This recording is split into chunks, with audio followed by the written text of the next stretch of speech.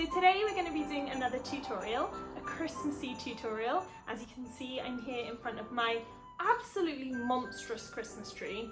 To be honest, we completely lost all perspective of size when we went Christmas tree shopping and ended up with this utter beast. You may have guessed it, it's going to be these fabric Christmas hats. I know that lots of people like to make their own homemade Christmas crackers, and these are a wonderful addition to put inside. They're sustainable, obviously, instead of those cheap, tacky, horrible plastic hats. They're reusable year after year. You could customise them, you can personalise them, and they really are just a lovely gift to give people at Christmas. I have a step-by-step tutorial for you that should hopefully be nice and easy to follow. It does require some sewing and a sewing machine. I would say it's probably an intermediate level. I've tried to keep it as basic and simple as can be. I'm not the best sewist that there is. I'm still learning myself, so if I can do it, I reckon anyone probably can. I have some other versions that I've made here with me so you can see. So obviously you can choose your own fabric, make your own colorways. This one I made for someone in my family who I hope isn't watching this video, because it's a funky Christmas print. And then we've got ones that are trimmed with ribbon, which is a little bit more difficult to do because the ribbon is so thin and delicate. You don't have to use Christmas fabric if you've got people in your family that aren't big Christmas fans. Just use some funky leopard print fabric and you're away. So yeah, let's get into it. So the first thing that you want to do is choose your fabric.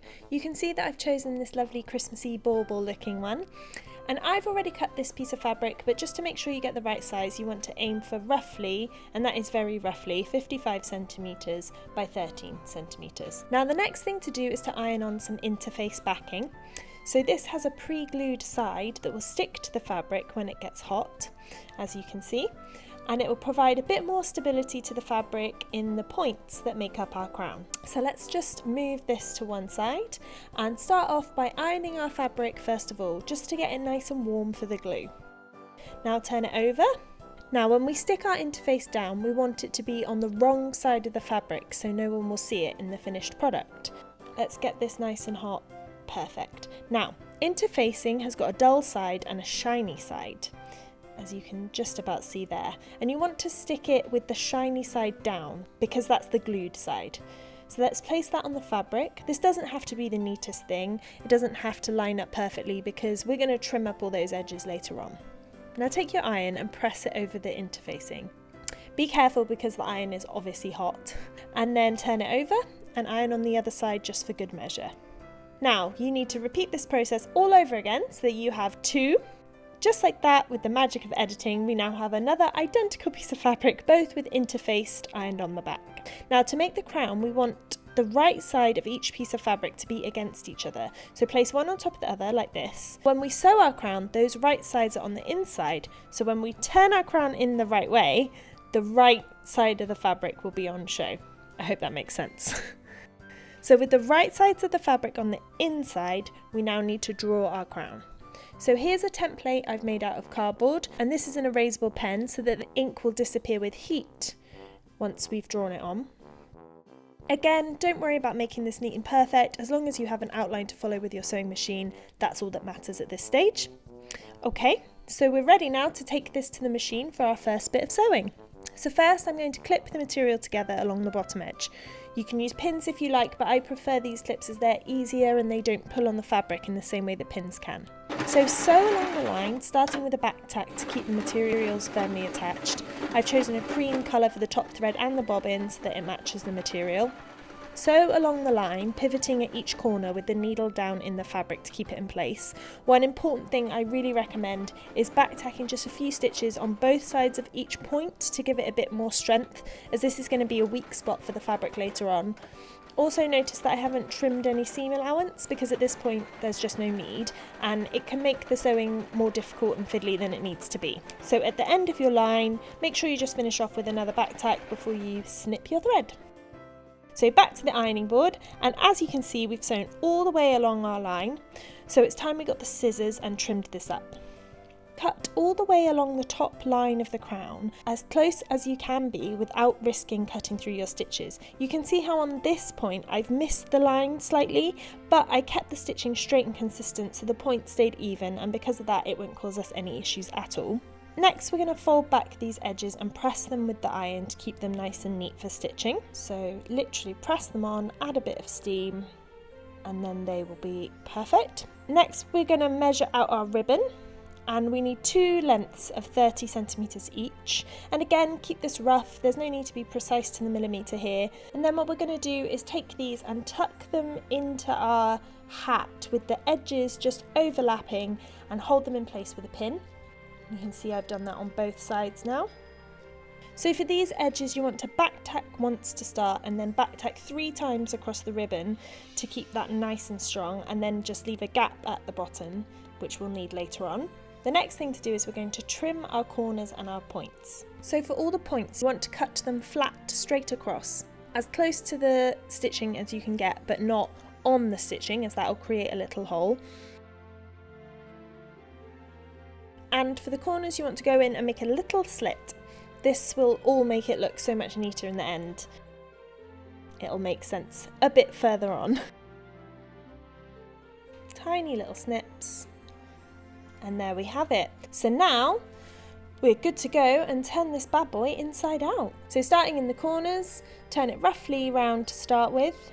Just literally push through all those points, and you'll start to see the rough shape of the crown coming together. Now what we're going to do is take a blunt pencil, no lead at all, and use it to push out those fiddly points. You can buy special tools to do this, but honestly a normal blunt pencil works just as well, and it's much cheaper. Be really careful because these points are delicate, even though we did the double stitching in the edges. If you push too hard with that pencil, you're going to rip straight through it, so do it nice and gently. The more pushed out you get those points, the neater and better it will look. And what you might also notice is that it looks like it's puckering slightly in the corners.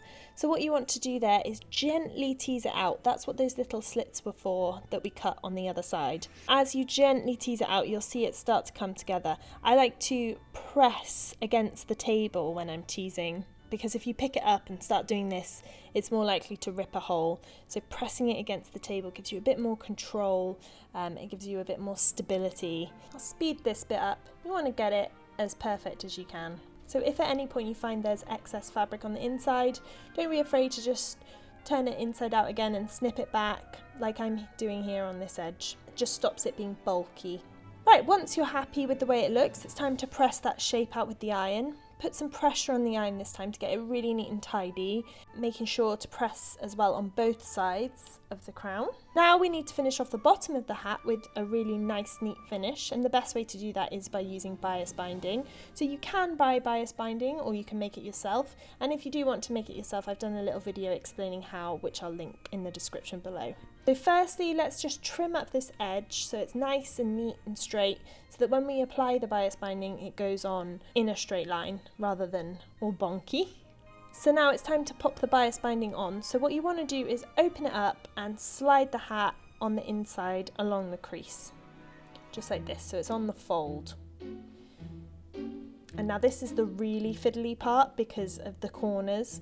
So start by trimming the binding on the edge, just snipping it down to leave about 2 centimeters either side.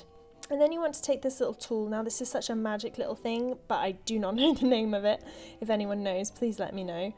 So what you want to do is, using this little sharp pokey tool, is poke that bias into the fabric to create a neat straight edge. So this is why we left a gap at the bottom of our stitching on the sides. Once you've done that, stick a clip on it and repeat on the other side.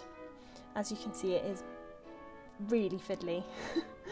And then it's back to the sewing machine we go. We're going to sew all the way along the edge of the bias binding and on the corners. I've changed the thread in my top thread and my bobbin to red to match the bias binding. The important thing when sewing on the bias binding is to sew on the side that's slightly shorter, so you can definitely catch both sides with the thread. I like to start slightly away from the edge, and I try and stay as close to the edge as I can to keep it looking as neat as possible. And then when you get to the corner, just pivot around and go backwards and forwards with a back tack to finish it off.